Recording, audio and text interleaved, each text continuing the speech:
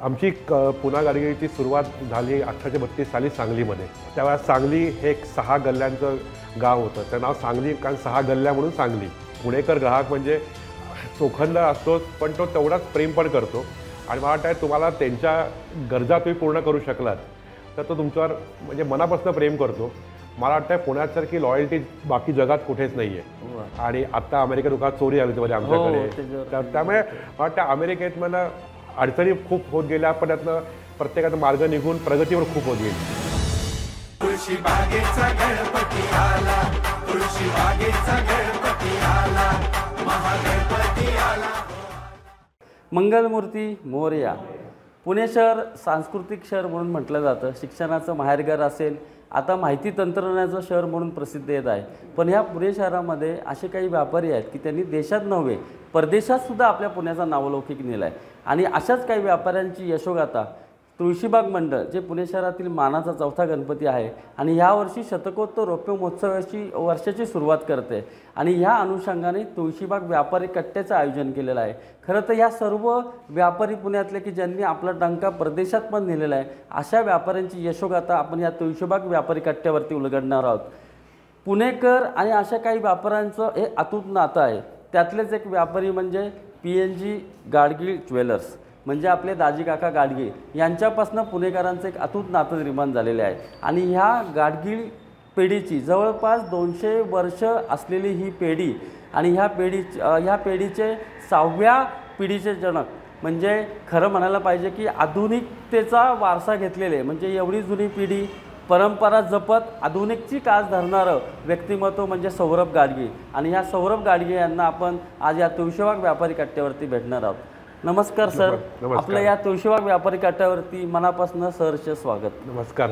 यावर्षी तुळशीबाग मंडळ 125वं वर्ष साजरं करत आहे आणि त्यानिमित्तानं आपण हा व्यापारी कट्टा सुरू केला आहे. आणि आपली जी यशोगाथा आहे, आपला जो यशस्वी प्रवास आहे, तो आपण आपल्या मनोगतानं इथं उलगडणार आहोत. पुन्हा गाडगीळ ज्वेलर्स हे पुणेकरांना नाही तर देशात नवं नाव नाही आहे.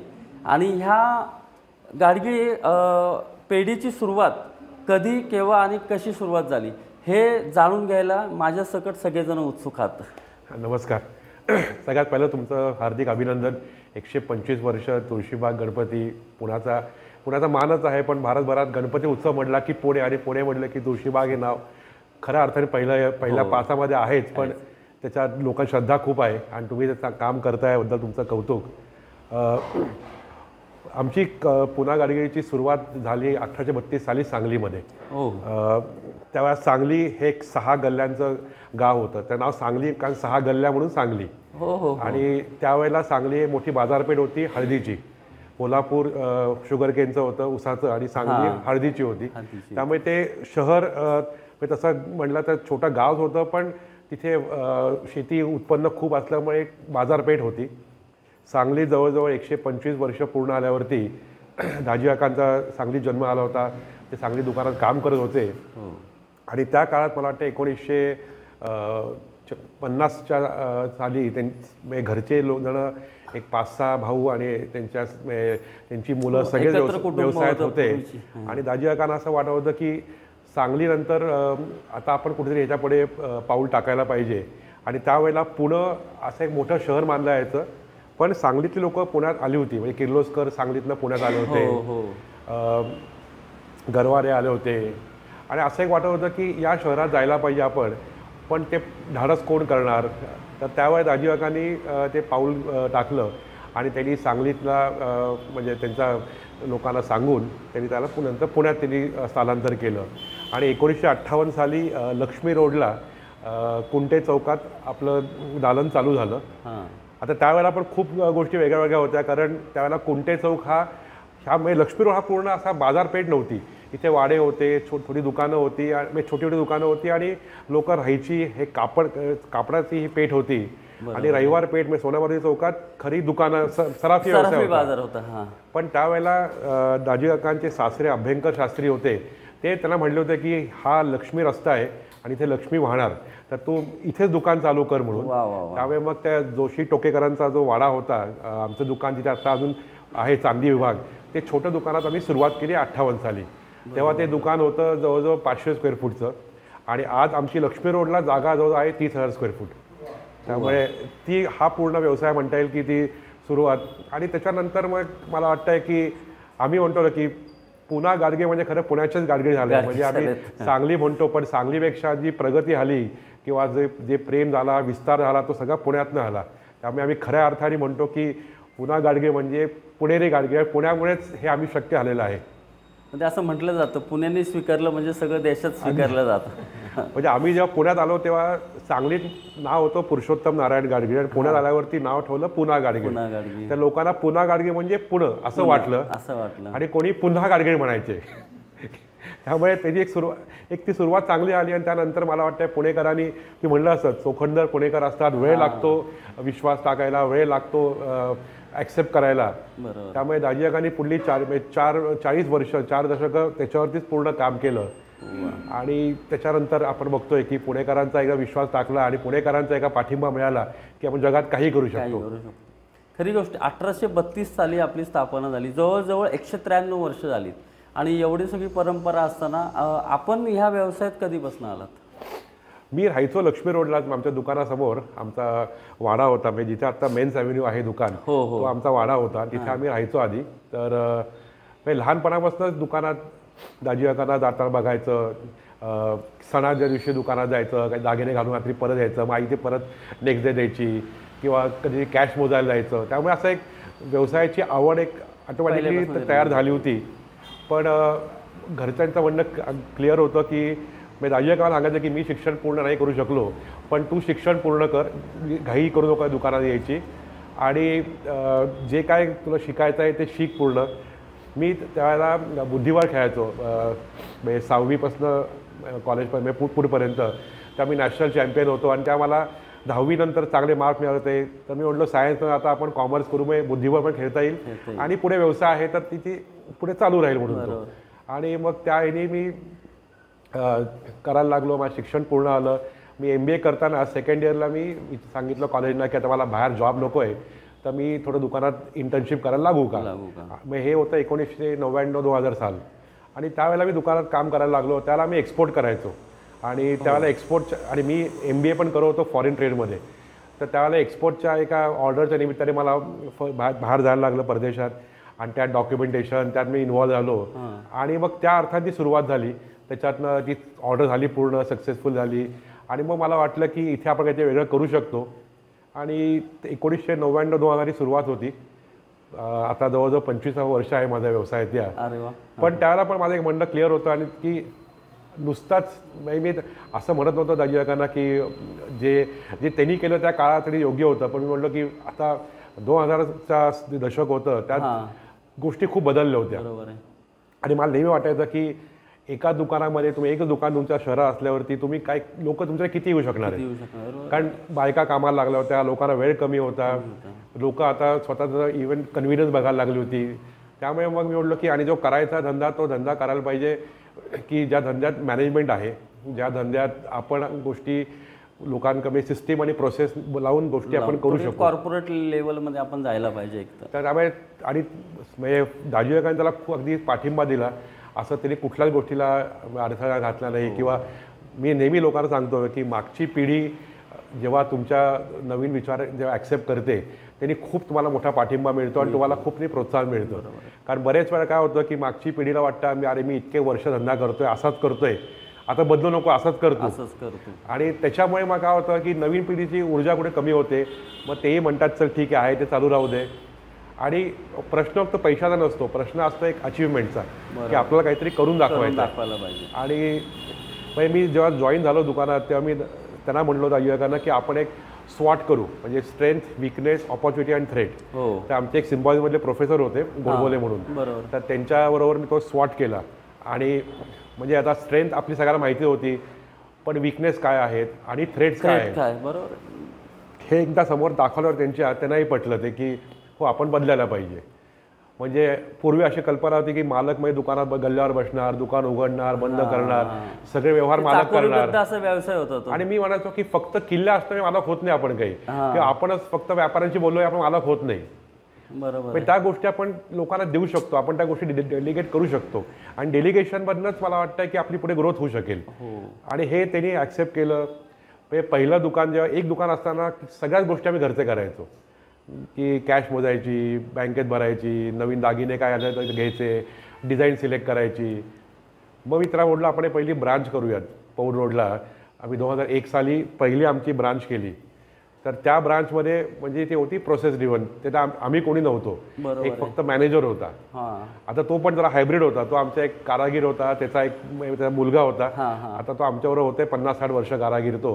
पण त्या मुलगा शिकलेला होता आणि त्याला ते वेगळं करायचं होतं. मग त्याच्यातनं त्याला आम्ही ट्रेन करून तिकडे केलं ब्रांच मॅनेजर. मग त्याला पण रोजगार मिळाला. त्यातनं मग त्या ब्रांचला रिपोर्ट, त्या ब्रांचला सिस्टीम, त्या ब्रांचला प्रोसेस, या गोष्टी ते ऑटोमॅटिक ते करायला लागल्या तिकडे. आणि आपण आता बघतो की म्हणजे मला असं नाही वाटतं एक दुकान किंवा एक हॉटेल किंवा एक असेल ना त्याला मी हॉबी म्हणतो, की आपण ते आपला हॉबी म्हणून करतो आणि त्या पलीकडे केलं तर व्यवसाय होतो. नाही खरंच आहे. तुम्ही आता मगाशी म्हटलं की MBA करत असताना मी दुकानामध्ये गेली, पण तुम्ही RBIमध्ये पण इंटर्नशिप केली आणि मला वाटतं ते मुंबईला केली तुम्ही.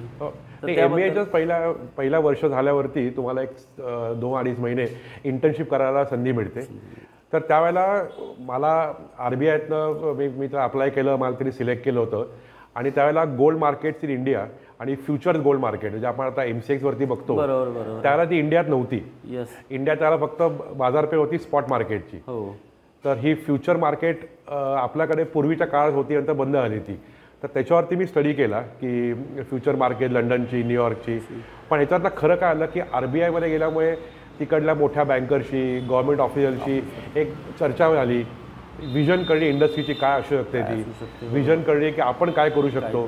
त्यामुळे वाटतं इंटर्नशिप RBIची एका अर्थाने टर्निंग पॉईंट होता. कारण त्यातनंतर लक्षात आलं की आपल्याला खूप गोष्टी करायला अजून शक्य आहे आणि आपली इंडस्ट्री एवढी मोठी आहे. आपण जेव्हा डबक्यात असतो ते आपलं वाटतं आपण खूप मोठे आहोत, पण आपण जेव्हा समुद्रात जातो ते आपण कळतं की आपण त्यामध्ये खूपच छोटे आहोत. आणि RBI गेल्यावरती तेच खरं फरक होता. मगाशी आपण उल्लेख केला की मी शाळेत असताना चेस खेळायचो, परंतु तुम्ही नुसते खेळत नव्हते तर चांगले खेळत होतात. म्हणजे जवळजवळ राष्ट्रीय खेळाडू म्हणून झालं होतं. मग एकदम चेसवरनं डायरेक्ट इकडं शिफ्ट कसे काय झालात? हे मी चेस खेळायला लागलो होतो कारण मला त्याला एकदा मी घरी आईशी खेळत होतो. मला तो खेळ आवडला, म्हणतो मी खेळायला लागलो. पण मला त्यामध्ये कधी करिअर करायचं असं हे नव्हतं काही. मला असं वाटलं ना, मी नंतर आता विचार करतो ना, तर चेस खेळाने फायदा काय आला की आपल्याला 5वी-6वीत एका जागी बसणं 5-6 तास हे असं मुलाला करता येत नाही. आपण नेहमीकडे हिंडा असतो. त्यावेळी चेसमुळे आपलं बसायला, नंतर वाचायला, कारण त्या काळात कॉम्प्युटर नव्हते, पुस्तकं चेसची होती. ती पुस्तकं वाचणं, त्या पुस्तकांना वाचून त्याच्यावरती बसून अभ्यास करणं, हा आणि फॉरवर्ड थिंकिंग. आणि चेसची सगळ्यात मोठी खासियत काय आहे ना, की आपण फक्त आपली मूव बघत नाही, आपलं ऑपोनंट काय मूव करणार आहे आपण ह्याचा विचार जास्ती करतो.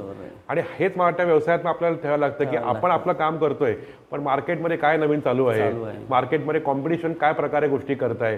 तर ह्याचं मला वाटतं चेसमुळे एक आपल्या माइंडचं थिंकिंग तयार होतं की आपण या गोष्टी बघायला पाहिजेत. बरोबर.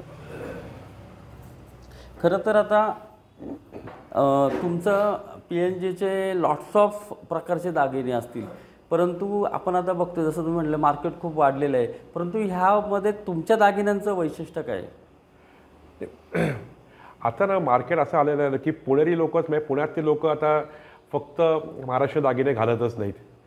आता 2 गोष्टी आलेल्या आहेत. म्हणजे एक म्हणजे तुम्ही पुणे बघितलं किंवा महाराष्ट्र बघितलं, त्या जवळजवळ 40% लोक तर बाहेरच्या स्टेट्समधली आहेत, जी आता आलेत महाराष्ट्रामध्ये रोजगारासाठी, आणि ते आता महाराष्ट्र झालेले आहेत. आम्ही नेहमी म्हणतो की आता मुंबई बघितलं, मुंबईतले बरेच जण आहेत मराठी, पण ते मे बी ख्रिश्चन असतील, हे असतील, पण ते इथे राहून मराठी झालेले आहेत. त्यांच्या आवडीवडी वेगळ्या असतात. बरोबर आहे. असं पुणे बघितलं आपण अगदी तर विमाननगर आणि लक्ष्मी रोड एक 2 टोकं आहेत.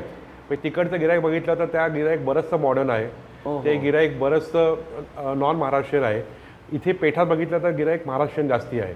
त्यामुळे दागिने हे आता एकच प्रकारे ठेवता येत नाहीत. दागिने शेवटी आमचं काम काय आहे की लोकांना ज्या गोष्टी हव्या आहेत त्या गोष्टी लोकांच्या समोर ठेवणं आणि लोकांना त्या गोष्टी देणं हे आमचं काम आहे.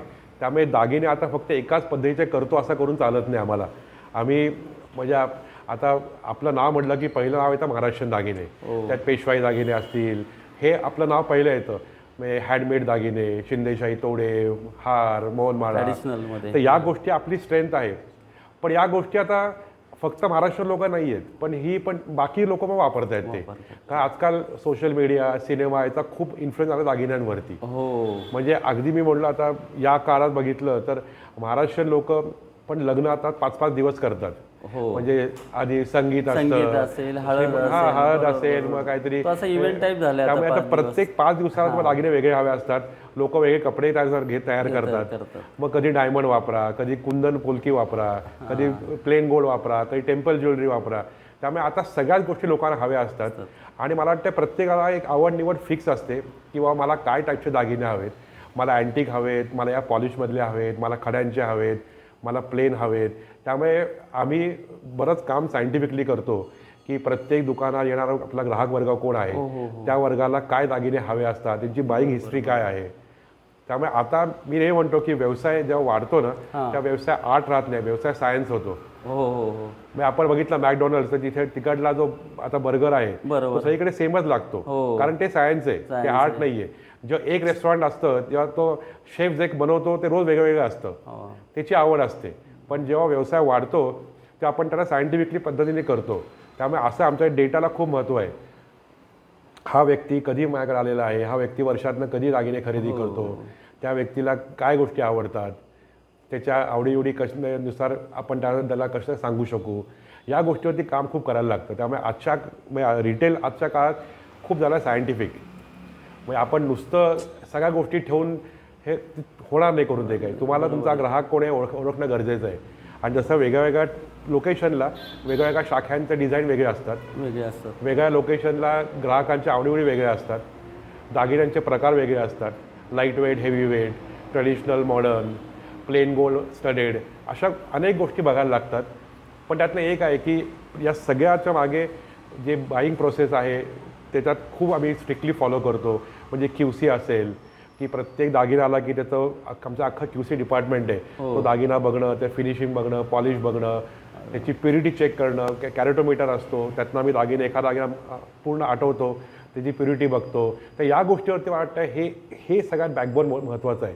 बरोबर. डिझाईन्स हे आजच्या काळात बदलत राहतात, लोकांना डिझाईन वेगळी हवी असतात आणि नाविन्य देणं हेच आमचं काम आहे. बरोबर आहे. अपडेशन राहणं, त्यामुळे ग्राहक नवीन तुम्हाला आजकाल अगदी जुनी लोक सुद्धा नवीन दागिने घालायला तयार असतात. म्हणजे आता आजीना पण म्हटलं की असा एक नेकलेस चांगला आहे तर ते नक्की आवडीने घालतील. असं नाही आता काय की फक्त असे दागिने घालायला पाहिजेत. बरोबर. तुम्ही आता पहिली ब्रँच कोथरूड पौळ रोडला चालू केली, त्यानंतर तुमचा विस्तार वाढत गेला. परंतु महाराष्ट्र वगैरे ठीक आहे, परंतु तुम्ही डायरेक्ट जसं मी मगाशी म्हटलं की आपले पुण्यातले व्यापारी हे देशात नव्हे तर परदेशात चालले, तर तुम्ही अमेरिकेसारख्या प्रगत राष्ट्रामध्ये आपली ब्रँच काढायचं कसं सुचलं? तो खरं योगायोग होता. मला ना आमचे एक मित्र होते साठे म्हणून, आणि ते त्यावेळेला मार्केट रिसर्च करायचे आणि ते एका मोठ्या MNCमध्ये कामाला होते.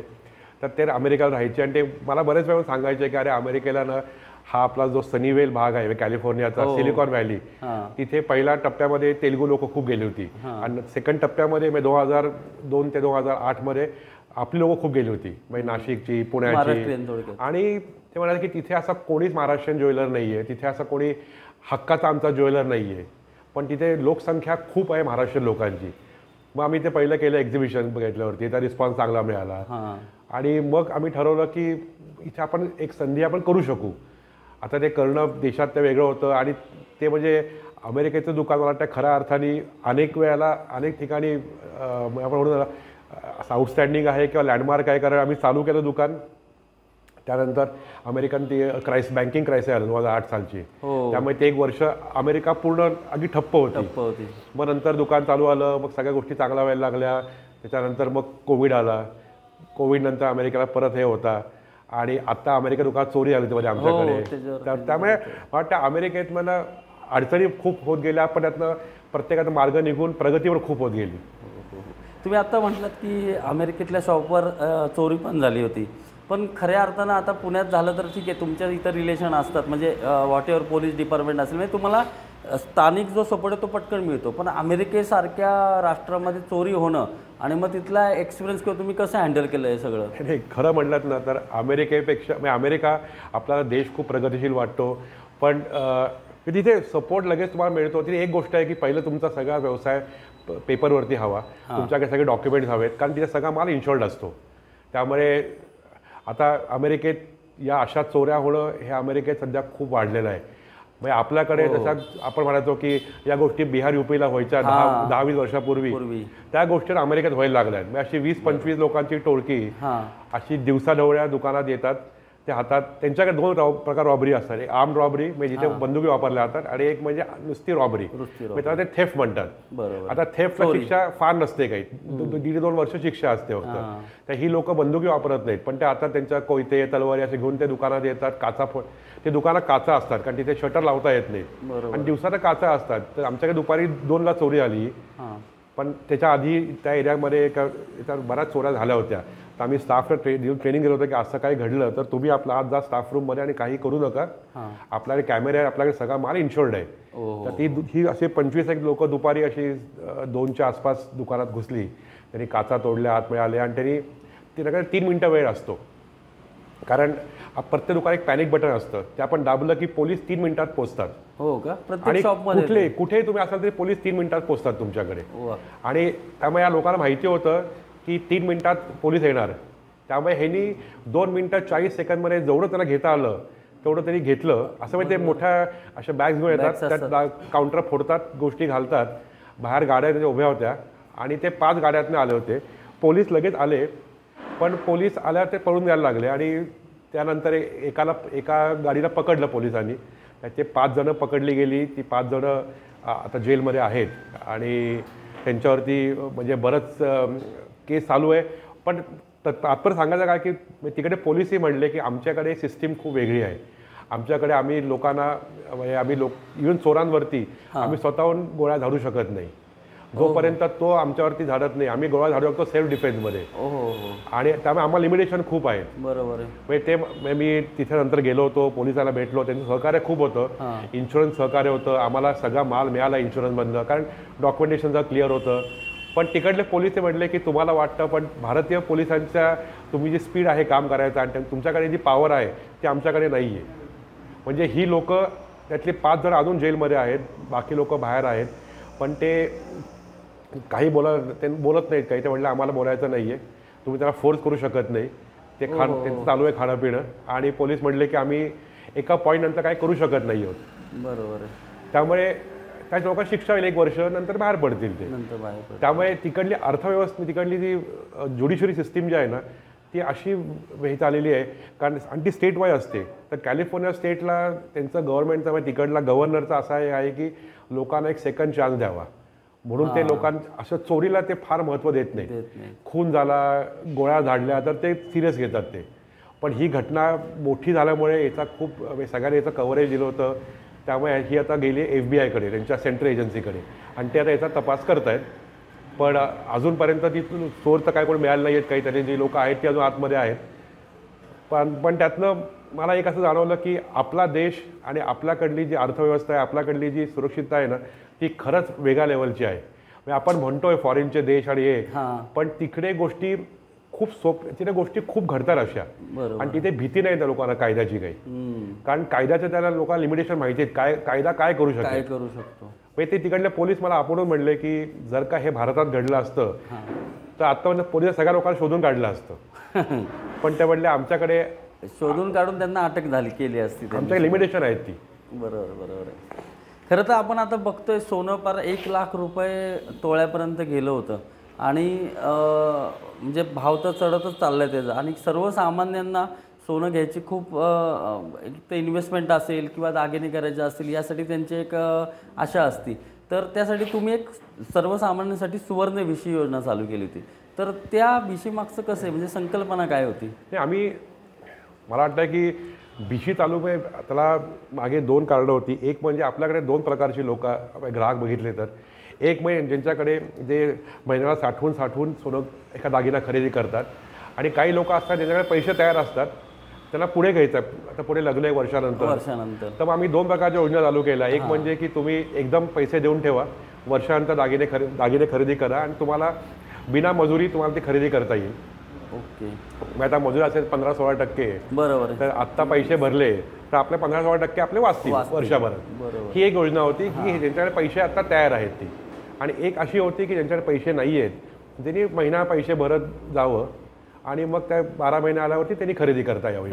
त्यात पण त्याला डिस्काउंट मिळायचा, ॲडिशनल बेनिफिट्स मिळायचे. मग लोकांची मागणी होती की नुसतं रुपयात करू नका, ते वजनात पण करा, कारण भाव वाढतंय. मग असं आम्ही रुपयात घेतल्यानंतर भाव वाढले तर काय, म्हणून मग आम्ही ती या दोन्ही योजना आम्ही रुपयात पण केल्या आणि वजनात पण केल्या. पण ह्याचा रिस्पॉन्स खूप चांगला आहे, कारण लोकांना एक प्रत्येक 2 संध्या आहे. एक म्हणजे मला पैसे नाही आहेत, मला साठवायचे आहेत, का माझ्याकडे पैसे आहेत आणि मला एक मोठी खरेदी करायची आहे. आता तुम्ही म्हटलात की सर्वसामान्यांसाठी ही सुवर्णविषय केली, तर पुणेकर ग्राहक हा चोखंदळ नेहमी समजला जातो. तर ह्या ग्राहकांचे काही अनुभव आपल्याला आलेत का, किंवा त्यांचे काही सजेशन्स? नाही, पुणेकर ग्राहक म्हणजे चोखंदळ असतोच, पण तो तेवढाच प्रेम पण करतो. आणि मला वाटतं तुम्हाला त्यांच्या गरजा तुम्ही पूर्ण करू शकलात तर तो तुमच्यावर प्रेम म्हणजे मनापासून प्रेम करतो. मला वाटतं पुण्यासारखी लॉयल्टी बाकी जगात कुठेच नाही आहे. म्हणजे मुंबईत बघितलं आपण तर लोक कमर्शियल आहेत. मला हे जवळ पडतं मी इकडे घेतोय, मला आज नाही जमलं मी नाही गेलं. पण पुण्यातली लोक नाही मी इकडेच घेतो. मग आता पुण्यात दुसरा कोणतं डिझाईन आवडलं तर लोक फोटो काढते, मला हे तुम्ही करून द्या, हक्कानी सांगतील. त्यामुळे पुण्यामधली जे लोकांमध्ये एक लॉयल्टी आहे, पुण्याच्या लोकांचं जे प्रेम आहे ते असं कुठेच बाकी बघायला मिळणार नाही काही. पण ॲट द सेम टाईम ते लोक डिमांडिंग पण असतात. आता काही लोक आमच्याकडे दुकानात येऊन सांगतात की मी काय खरेदी करायला होतो, काय बाहेर गरम होतं, मी एसीत 10 मिनिटं बसतो, मला कॉफी प्यायला द्या, वॉशरूमला जाऊन मी परत जातो. म्हणजे लोक की ते माझं घर आहे म्हणे, असं काय त्यात काय बोलायचं. पण हे सांगायचं ना की लोक प्रेम खूप करतात इकडे पुण्यातली लोक. म्हणून तर पुणेकरांना मगाशी म्हटलं ना की पुण्यातल्या लोकांनी ज्याला डोक्यावर घेतलं तो जगात गेलाच. म्हणजे बरीचशी उदाहरणं आपल्याकडे आहेत. खरं तर हा व्यवसाय करताना आता तुम्ही जेव्हा ब्रँडिंग करता, कारण पूर्वीच्या काळी अशी काही जाहिरात करायची हे नव्हती, तर ती ब्रँडिंग करायची गरज का भासली? नाही, मला असं नेहमी वाटायचं की गरज नाही आहे, कारण ते कोणी करत नव्हतं. गरज आहे की नाही कोणी बघितलंच नाही आहे. आपला त्या व्यवसाय करण्याचा दृष्टिकोन खूप ट्रेडिशनल होता. आणि हा वाटायचं की लोकांना आपल्याला काही नवीन काही दाखवायचं असेल, आपल्या लोकांना नवीन काही दागिने आणायचे असतील तर आपण ते दाखवायला पाहिजे. दाखवायला आपल्याला जाहिराती करायला लागतील. त्यामुळे जाहिरातीमधनं नवीन दागिने दाखवणं, नवीन ट्रेंड दाखवणं, नवीन डिझाईन लोकांपर्यंत पोहोचवणं हे त्यातनं उद्दिष्ट होतं. दुसरं होतं की पुणे खूप वाढत होतं. आणि मी असं मगाशी म्हणलो की पुण्यात नॉन पुणेरी, नॉन महाराष्ट्रीयन लोक पण वाढत होती. त्या सगळ्यात तुमचं नाव माहिती नसणार आहे. बरोबर आहे. त्या मे बी ते मग कसं होतं की आता नवीन कोणी पुण्यात आला, एखादा बँकेतनं बदलू आला, तो विचारणार कोणत्या मित्रांना, अरे इथे कोण चांगला ज्वेलर आहे, तो ओळखीतला कोण आहे, तुम्ही कोणाकडनं घेता. आणि मग ते विचारल्यावरती तो म्हणले PNG. मग जाहिरात बघितलं तर त्याचं एक हे होतं की मला हा नाव पण म्हणलं होतं, जाहिरात पण बघितली यांची, मग आपण जावं त्यांच्याकडे. त्या मला वाटतं की जाहिरातींचं महत्त्व खूप वेगळं आहे, पण ते राईटली यूज करायला पाहिजे. जाहिराती उगीच करण्यात काय अर्थ नाही आहे. म्हणजे मला वाटतं की तुम्ही प्रत्येक गोष्टी कॅम्पेनमधनं तुम्हाला ऑब्जेक्टिव्ह हवं की तुम्ही कॅम्पेन का करताय. बरोबर. तुम्ही कुठली यारा बघितली शर्टाची, तुम्हाला वाटतं की जो शर्ट दिसतोय कॅम्पेनमध्ये तो सगळ्यात शर्ट भारी असणार आहे. तुम्हाला शर्ट घ्यायचा असेल जोडी एकचा, तुम्ही काय म्हणाले हा ते दाखवा जाहिरातीमध्ये, म्हणजे हा शर्ट सगळ्यात चांगला असणार यांच्याकडला. ही आपली मानसिकता असते की ते म्हणतात ना की जे दिसतं ते विकतं, तसं प्रकार येतो. त्यामुळे आपल्याकडे चांगली कलेक्शन लोकांना दाखवणं. मग आजच्या काळात इन्फ्लुएन्सर वाढलेले आहेत. आजच्या काळात तुम्हाला ब्रँड अँबॅसेडर लागतात, कारण त्यांचा एक रीच वेगळा असतो, त्यांचा एक कनेक्ट वेगळा असतो. पण शेवटी हे सगळेजण तुम्हाला ग्राहक तुमच्या दुकानपर्यंत आणू शकतात. पण शेवटी खरेदी ते ग्राहक जेव्हा कधी करेल, जेव्हा त्याला तुमची सर्व्हिस आवडेल, तुम्ही डिझाईन्स आवडतील, तुमचा पूर्ण त्याला व्यवसाय आवडेल. म्हणून म्हणतात की कुठलाही अगदी कोणी मोठा हिरो असला, काही असलं तरी तो तुमच्या दुकानापर्यंत लोक आणू शकेल. त्या पलीकडे काही करू शकणार नाही. तुमच्यामध्ये ताकद नसेल ती डिझाईनमध्ये, तुमच्या सर्व्हिसमध्ये, तुमच्या ओव्हरऑल एक्सपिरियन्समध्ये, तर ग्राहक तुमच्याकडनं दागिने घेणार नाही. जाहिरातीवरनं विचारतो की तुम्ही ब्रँड ॲम्बॅसेडर म्हणून मराठी सिनेतारकांनाच का निवडलं? म्हणजे मृणाल कुलकर्णी असतील, आता माधुरी दीक्षित आपले ब्रँड ॲम्बॅसेडर आहे. कारण मला असं वाटायचं की अजूनही वाटतं की आमचा जो बेस आहे, आपण म्हणतो की आपण महाराष्ट्रातनं आहोत, तेव्हा आता आम्ही या वर्षात महाराष्ट्राबाहेर जाणार आहोत एक्सपॅन्शनसाठी. पण आम्ही परत म्हणणार आहोत की महाराष्ट्राची शान तुमच्या आता राज्यात येते. त्यामुळे महाराष्ट्र हे आपलं बेस आहे आणि त्याच्यावरतीच आपण काम करणार आहोत. त्यामुळे लोकांमध्ये एक नॅचरल कनेक्ट असतो का आमचा ग्राहक वर्ग ह्यांच्या सिरीज बघतो किंवा ह्यांच्यावर रिलेट करतो. माधुरी अशी नाही, माधुरी मला वाटतं एक नॅशनल फिगर आहे. आणि आमचं माधुरीला घेण्यामागचं लॉजिक एवढं होतं की माधुरी एक टाईमलेस व्यक्ती आहे. म्हणजे इतक्या वर्षाचे तिचे करिअर आहे, पण एक चांगल्या प्रकारे तिने तिचं पूर्ण करिअर केलेलं आहे. आणि मला म्हणून वाटतं आहे की एक ब्युटी आणि एक त्याला टाईमलेसनेस हे असल्यामुळे माधुरी दीक्षित म्हणजे माधुरी आणि आमचं आता असोसिएशन गेले 15 वर्षाचं आहे. हे लॉंगेस्ट असोसिएशन आहे ज्वेलरी इंडस्ट्रीमध्ये कोणाचं. कारण ते दोघांनाही म्हणजे ते दोन्ही साईडला ते झालेलं आहे, प्रॉफिटेबल झालेलं आहे.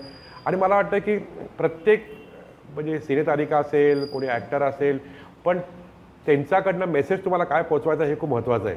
कारण तो मेसेजमधनं तुमच्या ग्राहकांपर्यंत पोचवत आहे. मग तो मेसेज असेल डिझाईनचा, तो मेसेज असेल सर्व्हिसचा, तो तुमच्या स्कीमचा असेल, तुमचा ब्रँडचा असेल, पण ते तुम्हाला प्लॅन करणं आहे. कारण शेवटी त्यांचा एक रीच वेगळा आहे आणि तुमचा एक ब्रँड वेगळा आहे. तर त्या दोन्ही गोष्टी एकत्रितपणे केल्या तर त्यांनी चांगला फायदा होऊ शकेल. ह्या माधुरी दीक्षित आता ब्रँड अँबॅसेडर, त्यामुळे तुम्हाला रिक्वेस्ट करतो की ह्या वर्षीच्या गणेश उत्सवामध्ये माधुरी दीक्षितांना या दृश्य भागामध्ये एकदा नक्की घेऊन या. तुमचा आता मराठी सिनेतारका तर तुम्ही आता ब्रँड अँबॅसेडर म्हणून करताय, परंतु तुम्ही एक मराठी सिनेमा प्रोड्यूस केला होता, मला वाटतं स्वरगंधर्व सुधीर फडके. तर ते एकदम आपलं शॉप म्हणजे व्यापार आणि एकदम फिल्म इंडस्ट्रीमध्ये कसं झालं तुम्ही? नाही, तो सिनेमा करण्यामागे फिल्म इंडस्ट्री जायचं होतं मला काही. मी श्रीधर फडक्यांबरोबर मला बरेच वेळा चर्चा व्हायची. आम्ही त्या गाण्याचे कार्यक्रम केले होते आणि त्यांनी 2दा प्रयत्न केला होता सिनेमा करायचा. त्यांनी त्या राईट्स मला तरी विकल्या होत्या, पण ते शक्य नाही झालं त्यावेळेला आणि तो सिनेमा झाला नाही करून.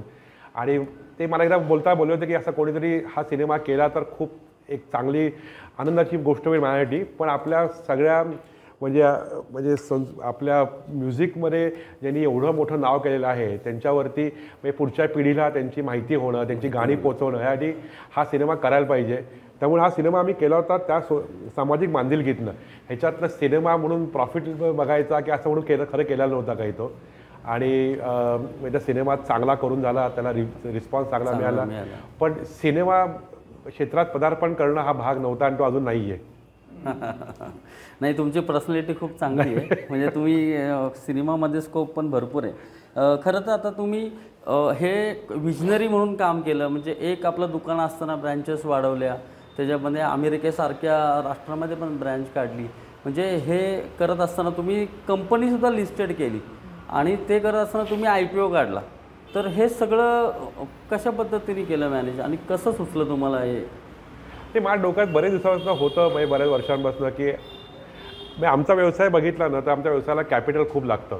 त्यामुळे कारण प्रत्येक दुकान म्हटलं की एक 40-45 कोटीचं इन्व्हेस्टमेंट असते स्टॉकमध्ये. जागा म्हणजे इथं जागेचं इंटेरियर हे ते बघून जागा विकत नाही घेतली तर तुम्ही दुकानं स्वतः किती करू शकाल, त्याला एक लिमिटेशन असतं. ती वर्षाला प्रॉफिटमध्ये दुकानं किती करू शकाल. आणि तुम्हाला जर का एक्सपॅन्शन अजून करायचं असेल तर पब्लिक मनी हा सगळ्यात सोपा आणि सगळ्यात म्हणून की फायदेशीर रूट आहे. हे मी बऱ्याच तज्ज्ञांशी बोलताना लक्षात आलं होतं.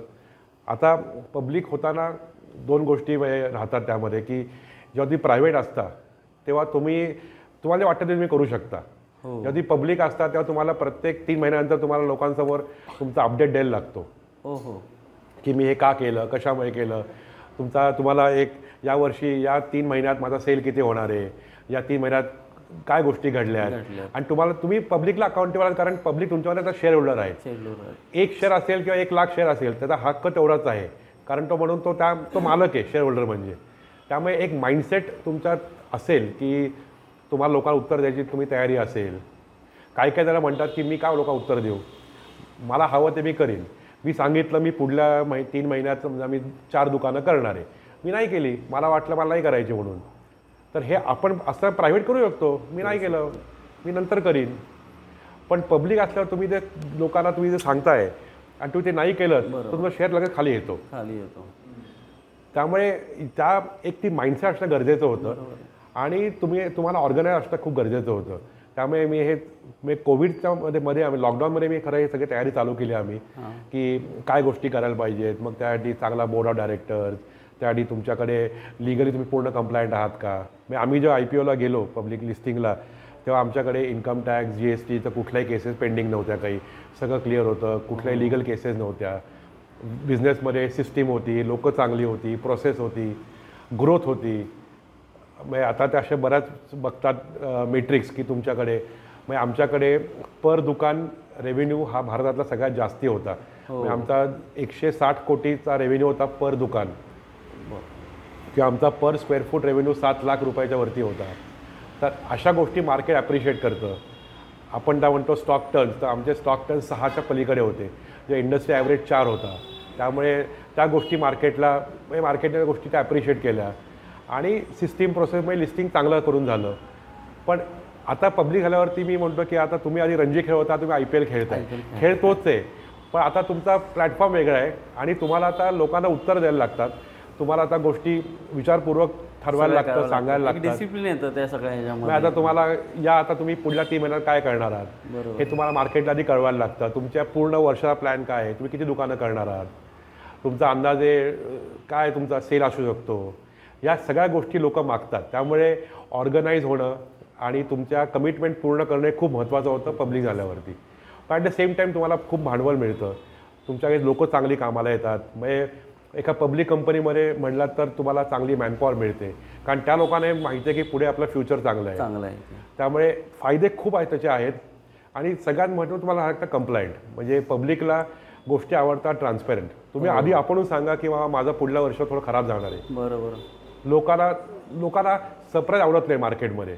तुम्ही म्हणलात की अरे खूप सगळं चांगल्यानंतर काय आलं तर लोकांना आवडत नाही. तुम्ही आपण सांगितलं बरोबर, ते वाचता पेपरला किंवा इन्फोसिस म्हटलंय की आमचा पुढल्या वर्षात आमच्याकडे जरा प्रॉफिट कमी असेल, ते ठीक असतं यांना. बरोबर.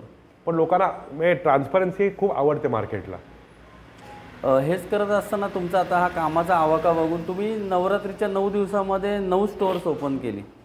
म्हणजे हे खरं धाडसच म्हणायला पाहिजे. आणि सगळं मॅनेज कसं काय झालं? ते IPO नंतर मी ठरवलं होतं की आम्ही 9 दिवसात 9 दुकानं करणार आहोत. त्यामुळे ते आपण म्हणून त्याला की सगळे योग जुळून आले. कारण मला वाटतं त्याच्यात खऱ्या अर्थाने एक देवाची कृपा होती की काही दुकानं आमची जी आधी करणार होतं ती पोस्टपोन झाली, मग ती त्यावेळेला आली. आणि सगळ्यात क्रेडिट मला वाटतं टीमचं आमचं काम होतं, कारण आम्ही सगळे ते करू शकलो.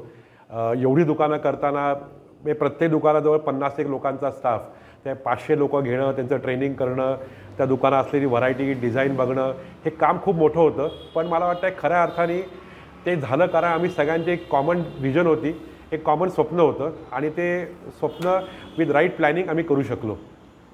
आपल्या या व्यवसायामध्ये जसे तुम्ही आलात तसं आपल्या कुटुंबाची पण काही आता मदत होती ह्या अशा सगळ्या कॉर्पोरेट व्यवसायामध्ये? ते माझी बायको राधिका डायरेक्टर आहे कंपनीमध्ये, ती डिझाईनमध्ये ज्वेलरीमध्ये बघते. माझी दोन्ही मुलं लहान आहेत अजून, म्हणजे मोठा मुलगा शिकतो अमेरिकेमध्ये आणि धाकटा मुलगा आता 10वी झाला, त्यामुळे अजून त्या दोघांना वेळ द्यायचा. पण माझं एक म्हणणं असतं की त्यांना आवड असेल तर त्यांनी व्यवसायात यावं. म्हणजे असं काही कंपल्शन नाही आहे की हा व्यवसाय आहे म्हणून द्यायला पाहिजे. कारण मला वाटतं की व्यवसाय नुसता व्यवसाय म्हणून बघितला आपण ना तर त्याच्यामध्ये आपल्याला आनंद मिळत नाही. ती पॅशन असणं गरजेचं आहे की बा मला हे आवडायला पाहिजे. आपण जे करतोय ते, जी गोष्ट आपल्याला आवडते ती गोष्ट आपण खरंच प्रेमाने करतो. त्यामुळे मी त्या दोघांना नेहमी सांगतो की तुम्हाला हे आवडत असेल तर करा. नाही तर काय लोक आहेत प्रोफेशनल आहे, धंदा चालणार आहे. मी असं धंद्याला काही मला वाटतं की धंदा असा आहे ना की उद्या धंदा एका लेवलला पोहोचल्यावरती तो त्याला राईट दिला इनपुट राईट आउटपुट मिळतोच. बरोबर. आणि त्यामुळे आता आमच्याकडे मी असीन नसीन असा व्यवसाय कुठला आणणार नाहीये किंवा सिस्टीमवरती आहे. त्या सगळ्यांना माहिती आहे काय आहे, काय करायचं आहे ते. मी आता तुमचं ते बायोडोटा बघताना त्याच्यामध्ये डॉक्टर सौरभ गाडगे, तर हे डॉक्टरेट काय प्रकार आहे? हे ती PhD होती. मी त्यावेळेला 2008-9 साली मी ज्वेलरी इन शॉपिंग मॉल ह्याच्यावरती एक स्टडी केला होता. कारण त्यावेळेला अजूनही मला वाटतं की ज्वेलरी शॉपिंग मॉलमध्ये अशी मेनस्ट्रीम झालेली नाही आहे. आमची कुठली दुकानं शॉपिंग मॉलमध्ये नाही आहेत. बरोबर. आम्ही अजूनही हाय स्ट्रीटवरतीच आहोत. तर तो एक स्टडी त्याला केला होता की फॉरेनमध्ये ज्वेलरी प्रायमरी शॉपिंग मॉल विकली जाते, आपल्याकडे ज्वेलरी अजूनही हाय स्ट्रीटला विकली जाते, लोकांना अजूनही ते आवडतं. तर त्याच्यातले तोटे काय, फायदे काय? कारण मॉलमध्ये फुटफॉल ॲटोमॅटिक मिळतात, हाय स्ट्रीटला तुम्हाला फुटफॉल बघायला लागतात, लोक तुमच्यासाठीच फक्त येत आहेत. बेनिफिट हे दोन्ही गोष्टी बघितल्या होत्या आणि त्याच्यावर एक मी पूर्ण अभ्यास केला होता. त्यामुळे ते आता म्हणून ती PhD होती. सध्या सोशल मीडिया आणि डिजिटलचा खूप जमाना आलेला आहे आणि आपला देश पण त्याच्याकडे वाटचाल करतोय. तर ह्या संदर्भात तुम्हाला काय वाटतं? ते मला वाटतं सोशल मीडिया किंवा डिजिटल हा एक खूप पॉवरफुल टूल आहे. पण त्याचा राईट उपयोग करायला पाहिजे. कारण आजच्या काळात बघतो आपण आपल्याकडे सोशल मीडियावरती सेन्सॉरशिप नाही आहे. म्हणजे आपण बऱ्याचशा रील्स बघतो, त्या रीलला खरा अर्थ पण नाही की त्याचा डेटा कोणी व्हेरीफाय केला आहे की नाही आहे. आणि सोशल मीडियावरती असा खोट्या बातम्या पसरणं हे करणं हे खूप आपल्याकडे त्या गोष्टी चुकीच्या आहेत, त्या गोष्टी थांबवायला पाहिजेत. कारण सोशल मीडिया आजकाल कोणी बघितलं तरी वेळ असला की तो फोनवरती असतो. तो YouTube short reel, Instagram reel सगळ्या गोष्टी बघतात आणि ते चांगलं आहे. ते त्याच्यातनं तुम्हाला गोष्टी शिकायला पण मिळतात, त्यातनं तुमची विजन ब्रॉड होते, तुम्हाला जगात काय चालू आहे कळतं. पण ते ऑथेंटिक आहे की नाही कोणतरी बघायला पाहिजे. आणि मला वाटतं सोशल मीडिया हे ट्रोलिंगसाठी, निगेटिव्ह गोष्टीसाठी हे वापरायला नाही पाहिजे. सोशल मीडिया एक पॉझिटिव्ह टूल आहे. सोशल मीडिया किंवा डिजिटलमधनं तुम्ही ॲट ऑलमोस्ट झिरो कॉस्ट तुम्ही लोकांना पोचू शकता. म्हणजे ट्रेडिशनल जाहिरातीला पैसे लागतात. आता तुम्ही बिलबोर्ड आहे, होर्डिंग म्हणलात, पेपर जाहिराती म्हणायला पैसे लागतात. डिजिटलला पैसे लागत नाहीत. त्यामुळे तिथे कोणी एंट्री बॅरियर काही नाही तिकडे काही. पण त्याचा उपयोग चांगल्या प्रकारे करायला पाहिजे. मला वाटतं सोशल मीडिया रेव्होल्युशन जगात म्हणजे जगभरात कुठे झालेलं नाही आहे काही. आपला सगळा हा आवाका एकूण किती दुकानं आणि ह्या सगळ्या दुकानात येणारा ग्राहक वर्ग किती आणि ओव्हरऑल तुमची उलाढाल काय? आत्ता आपण म्हटलं तर आमची म्हणजे 31 मार्चला आमची 53 दुकानं होती. आणि त्या 53 दुकानांमध्ये आमचा रिझल्ट अजून यायचा आहे. पण आता या महिन्यात रिझल्ट आमचा येईल. पण अंदाजे 7,500 कोटीच्या आसपास उलाढाल आमची 31 मार्च मागच्या 12 महिन्यातली होती. ग्राहक म्हणणं अवघड आहे. किती ग्राहक येतात. आम्ही बिलं बघतो तर एक जवळजवळ 12 लाख बिलाच्या आसपास आम्ही वर्षाला करतो. टोटल असा आम्ही तो मोजतो. म्हणजे आमच्याकडे revenue per store, revenue per square feet, stock turn ह्याला खूप महत्त्व देतो आम्ही. हे सगळे अनालिसिस जे असतात कारण रिटेलमध्ये सगळ्यात महत्त्वाचं असतं की सेम स्टोअर ग्रोथ, की तुमचं ते दुकान किती वाढतं आहे. कारण ग्रोथ 2 प्रकारे होते. एक ग्रोथ नवीन दुकानं काढली की होते आणि एक ग्रोथ तुमची एक्झिस्टिंग दुकानं किती आहेत त्यात किती वाढ होते. त्यामुळे आमचं लक्ष नेहमी त्यावरती असतं की आपलं प्रत्येक दुकान वाढतं आहे का आणि ते प्रत्येक दुकानात ग्रोथ किती होते, त्याची ॲव्हरेज काय येत आहे आणि मग नवीन दुकान वाढून ती नवीन ग्रोथ किती होती. आता तुम्ही म्हटलं वर्षाला साधारण तुमच्याकडे 12 लाख कस्टमर येतात. पण ह्या कस्टमरमध्ये रिपीटेड कस्टमर किती आहेत? ते रिपीट कस्टमर बरेच असतात. म्हणजे मला वाटतं की आम्ही डेटा बघितला आमचा तर आमच्याकडे जवळजवळ 45-50% हे रिपीट कस्टमरच आहेत. त्यामुळे आमची नवीन कस्टमर तिला घ्यायची कॉस्ट खूप कमी आहे. का आपण आजच्या काळात बघतो की गुगल म्हणतं की आमची कस्टमर ॲक्विजिशन कॉस्ट खूप हाय असते. नवीन गिराईक जोडणं ह्याची कॉस्ट खूप हाय असते. फॉर्च्युनेटली आमच्याकडे एवढी मोठी लेगेसी असल्यामुळे गिरायकांची रिपीट कस्टमर खूप मोठी आहेत. त्यामुळे नवीन कस्टमर हे बरेचसे रेफरन्स थ्रू येतात, हे बरेचसे ओळखीच्यातले असतात. त्यामुळे ती आणि मग तुमची एक्झिस्टिंग कस्टमरच्या तुम्ही अजून डीप जाऊ शकता का. तुम्ही माझ्या ग्राहक आहात, मग तुमचा भाऊ तुम्हाला ग्राहक होऊ शकेल का, तुमच्या बाकी लोक नात्यातले तुमचे मित्रमैत्रिणी हे होऊ शकाल का, ह्याच्यावर प्रयत्न आम्ही खूप करतो. मग ॲक्टिव्हिटीज करणं म्हणजे प्रत्येक दुकानामध्ये टार्गेट असतं एक की त्याला म्हणतो BTL activities, below the line. मग छोट्या छोट्या एक्झिबिशन करणं. आता आम्ही बँकांमध्ये जा, वेगवेगळ्या संस्थांमध्ये जा, तिथे लोक आपली माहिती सांगा, तिथे लोक आपल्या योजना असतील त्याबद्दल माहिती सांगा, तिथे एनरोलमेंट करा. अशा गोष्टी खूप करतो आम्ही आमच्या लेवलला. प्रत्येक ब्रांच करते की ज्याने एक लोकल कनेक्ट पण वाढतो त्या समाजाची, त्या एरियाशी आणि त्यांनी त्या लोकांना वाटतं की हे आपल्यापर्यंत आलेले आहेत म्हणून. मोठ्या सोसायटी असतील त्यांच्याकडे विकेंडला जाणं, त्यांचा हॉलमध्ये एखादं ॲक्टिव्हिटी करणं, कंपन्यांमध्ये जाणं, हे आम्ही आमच्याकडे 12 महिने चालू असतं. हो का. खरं तर आता हा सगळा असा हवा का तुम्ही एवढं काम करताय, जसं एक दुकानापासून तुम्ही डायरेक्ट IPO केलं, 52 हे केलं, तर ही सगळी प्रेरणा कुठनं मिळते एवढं सगळं काम करायला?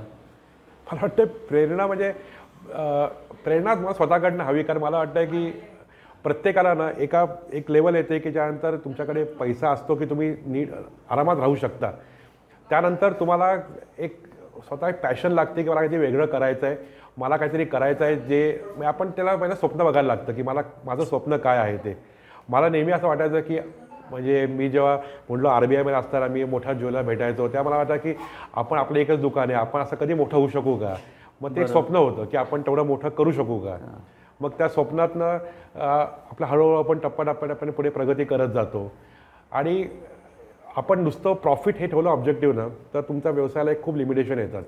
मला वाटतं पीपल हे ऑब्जेक्ट असायला पाहिजे. मला नेहमी वाटतं की चांगली लोकं असली ना तर तुम्ही चांगल्या गोष्टी करू शकता. म्हणजे चांगले मित्र असले तुमचं आयुष्य चांगलं होतं, चांगले गिरायक असले की तुमच्याकडे तुमचा व्यवसाय आपोआप होतो, चांगले कारागीर असले तुमच्याकडे दागिने आपोआप चांगले बनतात.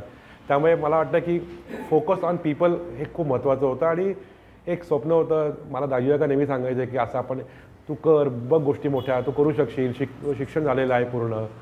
आणि अडचणी येतात, अडचणी बऱ्याच वेगळ्या प्रकारच्या येतात, त्याच्यावर मात करणं आणि कायम पुढे जात राहणं हे खूप महत्त्वाचं आहे. कारण तुम्हाला आयुष्यात खूप अडचणी येतात. प्रत्येकाला असं काय होत नाही आयुष्यात की नेहमीच तुम्हाला सक्सेस मिळतं. तुमचे काही निर्णय चुकतात, तुमच्या काही गोष्टी तुमच्याकडनं अजाणतेपणे चूक होतात की ज्या तुम्हाला फटका बसतो. पण ह्याच्यातनं शिकणं खूप महत्त्वाचं आहे. आणि मला वाटतं की एक पॅशन की आपण जे करतोय ते आपण काहीतरी असं करायला पाहिजे क्रिएट की ज्यांनी लेगसी तुमची कायम त्यानुसार राहील.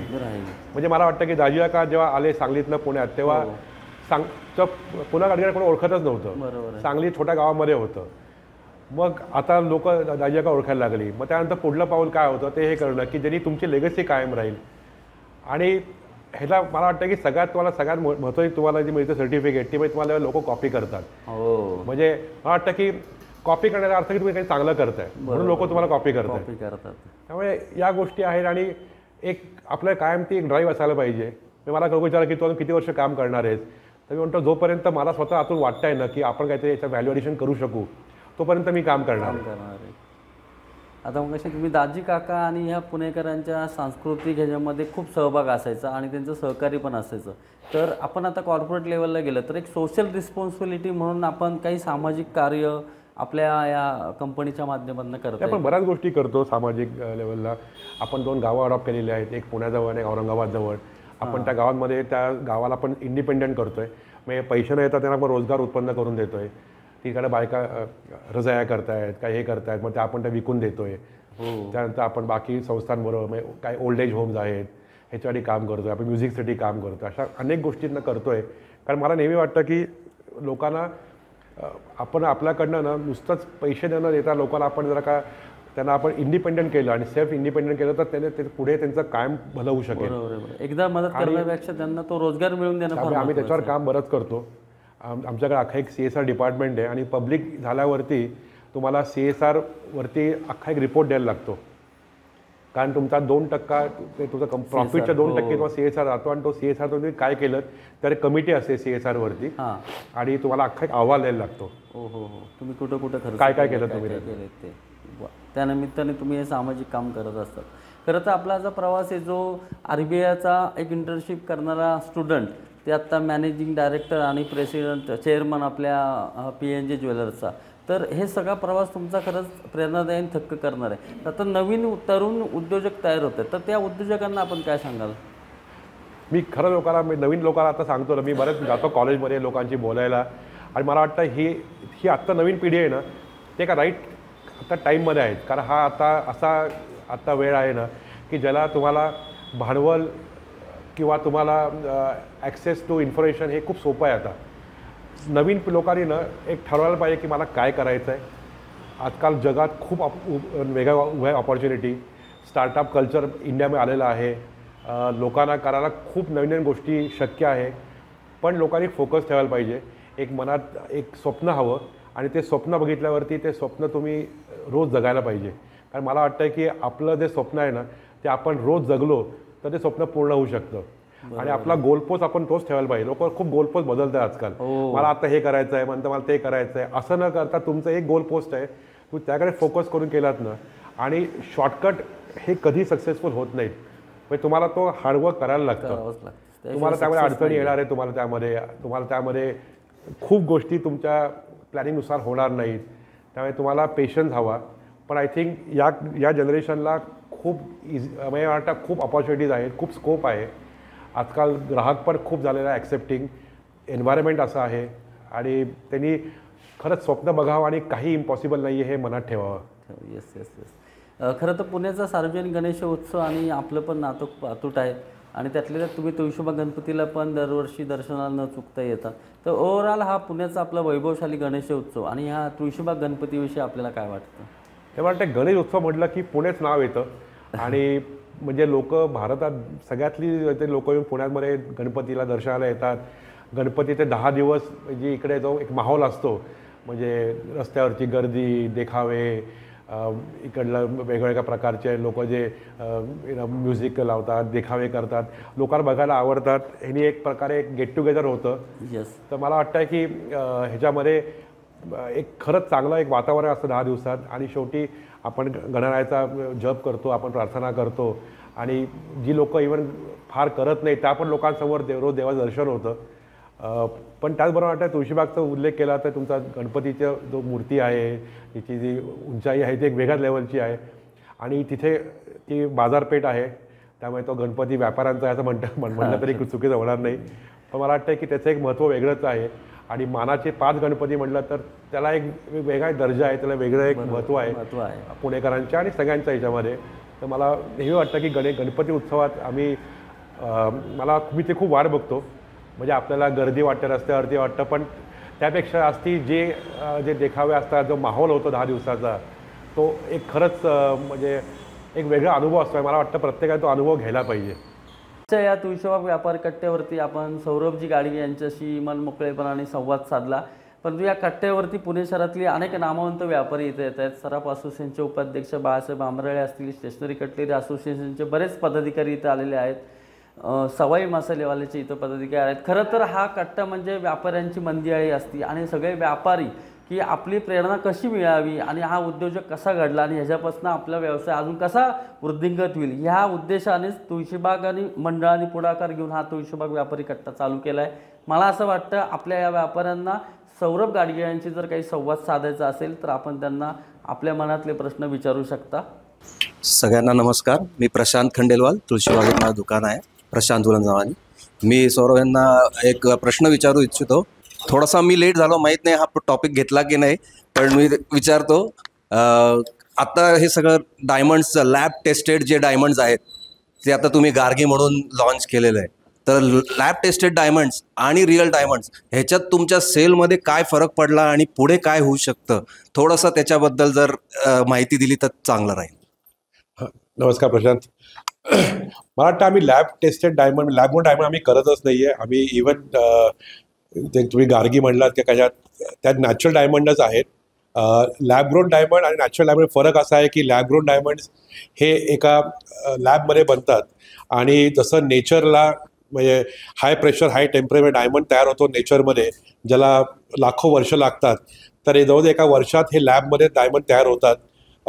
त्याच्या मागची सीड जी आहे ती नॅचरल डायमंडची सीड असते, एक अनकट डायमंड असतो. पण आम्ही अजून लॅबग्रोन डायमंड करत नाही आहोत. ह्याची 2 कारणं आहेत. एक म्हणजे लॅबग्रोन डायमंडच्या किमती रोज कमी होत आहेत, कारण ती टेक्नॉलॉजी आहे, आणि जशी टेक्नॉलॉजी अजून सुधारत जाईल तर किमती रोज कमी होत आहेत त्याच्या. आणि दुसरी, त्याला बायबॅक व्हॅल्यू किंवा ते इन्व्हेस्टमेंट व्हॅल्यू काही नाही आहे, ते फक्त फॅशन आहे. त्यामुळे आम्ही त्याच्याकडे अजून वळलेलो नाही आहे. ग्राहकांकडनं तर मागणी नाही आहे अजून. पण पुढल्या काळात जर का जसं अमेरिकेमध्ये, चायनामध्ये ह्याचं प्रमाण वाढत चाललं आहे, लॅबग्रोन डायमंड लोक वापरत आहेत, जर का हे भारतामध्ये पण आलं तर आपण ते पुढल्या येत्या काळात करू पण शकू. पण आत्ता विचारलं तर आम्ही नॅचरल डायमंडच करतो आहे, आणि ते नॅचरल डायमंड हेच आत्ता आमचं फोकस पूर्णपणे आहे. सर, दाजी काका गाडगे करंडकाची सुरुवात तुम्ही केली आहे, आणि एकांकिका स्पर्धा करणं याची कल्पना कशी आली, आणि एकांकिका स्पर्धेमध्ये सगळ्यात मोठं कॅश प्राईज पण तुम्हीच देता, तर त्याबद्दल तुम्ही काय सांगाल? मला वाटतं ना की दाजी काका गेल्यानंतर ना आम्ही अनेक उपक्रम करत होतो की ज्याच्यात त्यांची आवड होती, आणि दाजी काकांना संगीताची आणि नाटकाची खूप आवड होती. म्हणजे ते एक एकांकिका स्पर्धा नाही पण नाटकं बघायचे ते. आणि मग माझा एक मित्र होता अजय नाईक म्हणून, की ज्याच्याकडे त्यांनी हे माझी कल्पना आणली की असं आपण स्पर्धा करू शकतो का. पुरुषोत्तम, फिरोजी असे 2-3 सोडलेत, असे कुठलेही बाकी प्लॅटफॉर्म नव्हते की जिथे ॲम्युचर आर्टिस्टना एक संधी मिळू शकेल. आणि त्याच्यातनं मी कल्पना चालू केली. करताना असं होतं की नुसतंच न करता त्या आर्टिस्टला फायदा हवा त्यातनं काहीतरी, आणि एक चांगली रोलिंग ट्रॉफी, आम्ही एक त्याला ट्रॉफी डिझाईन केली होती. अशी एक मोठी ट्रॉफी आहे की जी हातात पकडलेली एक अभिमान वाटतो. आणि मग कॅश प्राईज त्याच्याबरोबर की कारण आपल्याला वाटतं एकांकिका, पण त्या कष्ट खूप आहेत. त्यामुळे म्हटलं की त्या लोकांना पण कुठेतरी आपण फुलाची पाकळी काहीतरी मदत करायला पाहिजे, या इथे चालू केली. आणि त्याला आता मला वाटतं 8 वर्ष आली त्याला आता, आणि चांगल्या प्रकारे त्याला रिस्पॉन्स आहे. नमस्कार सौरभजी. आपण जो व्यवसायात गेल्या 25 वर्षामध्ये जो बदल घडवलेला आहे, आणि हा बदल नुसता बदल नाही आहे, तर हा सुवर्ण व्यवसायामध्ये एक आमूलाग्र बदल आपण आणलेला आहे. एवढंच नाही आहे, तर ह्या 25 वर्षामध्ये जे ब्रँड तुम्ही गाडगिळांचा तयार केला आहे, म्हणजे तुमच्या परिवाराशी माझे गेल्या 40 वर्षाचे संबंध आहे. दाजी काकांबरोबर मी काम केलं, दाजी काकांबरोबर मी अनेक परदेश वाऱ्या केल्यात.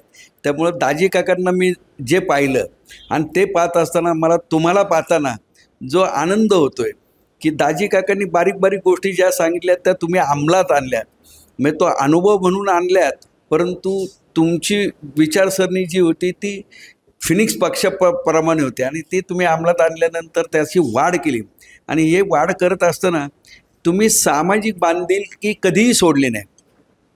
कारण गेल्या अनेक वर्ष मी फार जवळून आपल्याला पाहतो अगदी की सामाजिक बांधिलकी करत असताना आपण अनेक सामाजिक उपक्रमाला देखील आर्थिक मदत करत असताना आपलं भान कधी सोडलेलं नाही आहे आणि व्यवसायाकडेही दुर्लक्ष केलेलं नाही. व्यवसाय करत असताना आपण अनेक वेळा चढ उतार असतात, पण त्याला ठामपणे एका ताकदीने उभे राहिलात.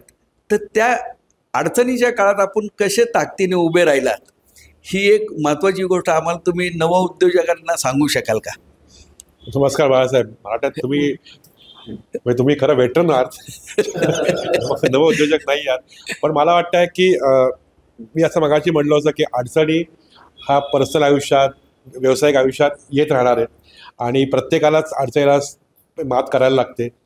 मला वाटतं त्यात सगळ्यात महत्त्वाचं असतं एक माइंडसेट, की जेव्हा आपण मेंटली गिवअप करतो तेव्हा आपण आपला तो द एंड असतो असं मला वाटतं. की आपण ज्या आपल्याकडे एक ताकद असते की पण ठीक आहे, आले अडचणी, आपण त्यातनं मार्ग काढूयात.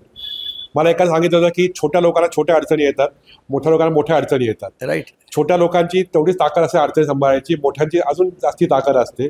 त्यामुळे असं म्हणणं चुकीचं आहे की अरे माझ्यावरती एवढी मोठ्या अडचणी का आल्यात, की माझ्यावरती एवढ्या कमी अडचणी का आल्यात. पण एक स्वतःमध्ये विश्वास असणं खूप महत्त्वाचं आहे आणि त्यातनं शिकणं खूप महत्त्वाचं आहे की आपल्यामध्ये काय चुकलं होतं. आपण त्या अभ्यास केला तर आपल्याला त्याचं बरेच उत्तर स्वतः मिळतात. आणि असं कोणीच नाही आहे जगात की ज्यांनी चुका केलेल्या नाही आहेत किंवा ज्याचे निर्णय चुकलेले नाही. याला मी चूक नाही म्हणणार, ह्याला मी तुम्हाला ह्याच्यासाठी मी मुद्दाम विचारलं की तुमच्याकडून ह्या प्रेरणा आम्हा तरुण वर्गाला मिळावी, हा त्यामागचा उद्देश. मला वाटतं की आयुष्यात ना कुठलीही गोष्ट आपण चुकीची करत नाही, आपण त्यातनं शिकतो. त्यामुळे मला वाटतं लाईफमध्ये रिग्रेट असणं चुकीचं आहे की आपण लाईफमध्ये ज्या गोष्टी करतो त्या आपल्या गोष्टी इथं आपला अनुभव कमी असतो म्हणून आपण एखादी गोष्ट आपली होत नाही मनावर, की आपण काय निर्णय घेतो इमोशनली त्यामुळेच आपल्याला त्यातनं आपल्याशी सक्सेस मिळत नाही. पण या सगळ्यातनं आपण शिकायला महत्त्वाचं आहे आणि माइंडसेट खूप महत्त्वाचं आहे. कारण आपल्याला जेव्हा आपण माइंड आपलं स्ट्रॉंग असतं ना तेव्हा आपण काही गोष्टी करू शकू. आणि त्याबरोबर मला वाटतं की कुठेतरी ग्राउंडेड राहणं खूप महत्त्वाचं आहे. तुम्हाला खूप सक्सेस मिळाला म्हणून तुम्ही खूप वरती उडलात तरी ते चुकीचं आहे. आणि तुम्हाला तुमच्या रूट्स जे आहेत त्याशी तुम्ही कायम संलग्न असणं खूप गरजेचं आहे. पण सगळ्यात महत्त्वाचं म्हणजे आपल्या पूर्वांचे आशीर्वाद. मला नेहमी वाटतं की दाजी काकांचे आशीर्वाद असल्यावरती म्हणजे अशी काही अडचण आली ना की दाजी काकांचा आणि गणपती बाप्पाचे फोटो बघितला आपण आणि म्हटलं ना की आपल्या त्यातनं आपोआप मार्ग निघतो. मग आपला मार्ग म्हणजे काय, त्यातनं आपला एक मेंटली एक आपल्या एक प्रेरणा येते की आपण एक करू शकू. नाही, आपल्या ह्या व्यवसायामध्ये उंच भरारी घेतली त्याबद्दल निश्चितपणे कौतुक आहे. आणि निश्चित आम्हा सगळ्या पुणेकरांना नाही तर व्यावसायिकांना तुमचं प्रेरणास्रोत आहे. यानंतर तुमचे खरोखर आत्ताच आमच्या पंडित मित्रांनी सांगितले की 100 आपले शोरूम हवेत. निश्चितपणे हे 100 शोरूम हवेत आणि हे शोरूम असे असावेत की आज फक्त अमेरिकेत आपलं शोरूम आहे, त्यानंतर दुबईमध्ये त्याच्या ओपनिंगला मी आलो होतो. आणि हे करत असताना ते शोरूम पाहिल्यानंतर जगामध्ये तुम्ही जे पोचतायत आणि एक मराठी माणूस पोचतोय ह्याचा आम्हा पुणेकरांना निश्चित अभिमान आहे. आणि असंच उंच भरारी आपण घ्यावी आणि जगामध्ये प्रत्येक एका देशामध्ये आपली एक ब्रँच असं अशा शुभेच्छा देतो. धन्यवाद. सौरभजी नमस्कार. नमस्कार. मी पहिल्यांदाच आपले दर्शन घेतले आज आणि मगाशी नितीनबाईंनी सांगितल्याप्रमाणे सिनेमाचा जो विषय निघाला तो खरोखरच आपली पर्सनॅलिटी हिरोपेक्षा कमी नाही आहे. आणि आज माझून 2 प्रश्न आहे की आता गोल्ड परचेस करण्यासाठी राईट टाईम केव्हा आहे, कारण आता रेट्स खूप वाढलेले आहे. आणि स्टॉक मॅनेजमेंट आपण या बिझनेसमध्ये कसं करता, कारण माझा पण बिझनेस आहे, मी पण फूड प्रॉडक्ट्समध्ये डील करतो, पण आपलं एवढं प्रेशियस मेटलचं बिझनेस आहे तर त्यात आपण स्टॉक मॅनेजमेंटचं काम कसं करता एवढी माहिती द्या प्लीज. गोल्ड प्राईस म्हटलं तर गोल्ड प्राईस काय होईल हे सांगणं कोणाला शक्य नाही आहे.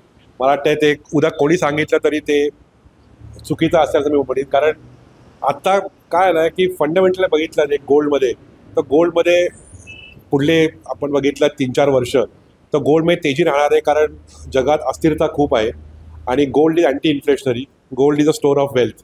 त्यामुळे जगात इन्फ्लेशन वाढत राहणार आहे. जगात जिओपॉलिटिकल टेन्शन, इन्स्टेबिलिटी हे कायम राहणार आहे. ते असताना वित्तीय संस्था, सेंट्रल बँका ह्यांची गोल्डमध्ये इन्व्हेस्टमेंट वाढणार आहे. आणि गोल्डचा सप्लाय हा लिमिटेड आहे. म्हणजे गोल्ड वर्षाला 4,500 टनच्या आसपास सप्लाय असतो. त्या गोल्डची मागणी वाढली की किमती वाढतात. आणि हेच आपण बघतोय गेल्या 2-3 वर्षात बघितल्या प्रमाणावर की होत चाललं आहे. जोपर्यंत जगात एक स्टेबिलिटी येत नाही आहे, जोपर्यंत हे ट्रेड वॉर्स, फिजिकल वॉर संपत नाहीत, तोपर्यंत वाटतं गोल्डची डिमांड वाढत राहणार आहे इन्व्हेस्टमेंट पर्स्पेक्टिव्हमधनं मोठ्या लेवलला. मग आता मागच्या वर्षाला बघितलं आपण तर चायनाने 600 टन सोनं घेतलं होतं, रशियाने घेतलं होतं, इंडियाने घेतलं होतं. सगळेच लोक सोनं घेत आहेत. त्यामुळे सोन्यामध्ये तेजी राहणार आहे. सोनं ही नेहमी लॉंग टर्म ॲसेट आहे. त्या सोन्याकडे आत्ता सोना सट्टा करू नये. सोनं घेताना कायम विचार करावा किंवा सोनं ही माझी इन्व्हेस्टमेंट आहे आणि कुठला वेळ चांगला आहे सोनं घेण्यासाठी. कारण तो सोनं उदय कोटकने परत एक स्टेटमेंट केली होती की इंडियन हाऊसवाईफ्स are the most savvy investors, की ज्यांनी सोनं घेतलं होतं अनेक वर्षाचं सोनं घ्यायचे आणि त्यांचं बघितलं आजचं रिटर्न, तर ते रिटर्न इज अनमॅच्ड. त्यामुळे सोनं हे कधी घ्यावं, पण सोनं आपल्या सेव्हिंगमधनं घ्यावं. आणि सोनं should be a part of a long term investment strategy. Short term tactical म्हणून सोनं घेऊ नये. सोनं should be long term investment strategy. स्टॉकबद्दल विचारलं तर स्टॉकमध्ये म्हणजे बिंग अ पब्लिक कंपनी तर आम्हाला हेजिंग करायला लागतं. हेजिंग म्हणजे काय, इन्व्हेस्टर काय म्हणतो की मला रिस्क नको आहे, भाव कमी जास्त आले तर. त्यामुळे आमचा जो स्टॉक असतो तो आम्ही स्टॉक हेज करतो. म्हणजे मी आजचा स्टॉक फ्युचरमध्ये विकतो आणि मी जेव्हा इथे विकतो तर मी फ्युचरमध्ये कव्हर करतो तो, ज्याने मला नफा नुकसान होत नाही काही. पण तुमचा स्टॉक स्वतःचा असेल आणि तुमच्याकडे स्वतः भांडवल असेल तर बरेच छोटे दुकानदार स्टॉक हेज करत नाहीत. ते रोज जेवढं विकतात तेवढं खरेदी करतात.